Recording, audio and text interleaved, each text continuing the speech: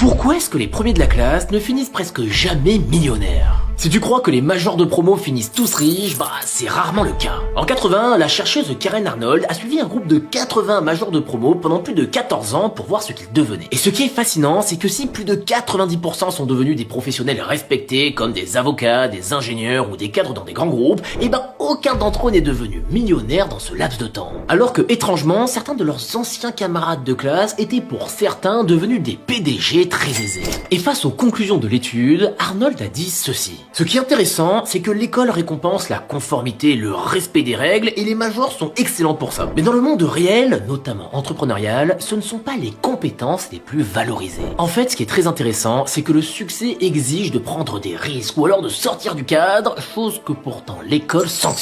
Et c'est d'ailleurs pour ça que bien souvent, les profils les plus brillants ou les plus créatifs ont beaucoup de mal avec le système scolaire. Steve Jobs a par exemple abandonné l'université après seulement un semestre, Richard Branson l'a arrêté à 16 ans, et même l'inventeur Thomas Edison a été viré à 12 ans car jugé trop lent. Alors les amis, je ne vous dis pas que pour réussir dans la vie, vous devez être nul à l'école. Mais n'oubliez jamais que si l'école vous apprend à avoir les bonnes réponses, vous ne devez jamais arrêter de vous poser les bonnes questions. Car c'est sans doute ça, la compétence la plus précieuse du monde.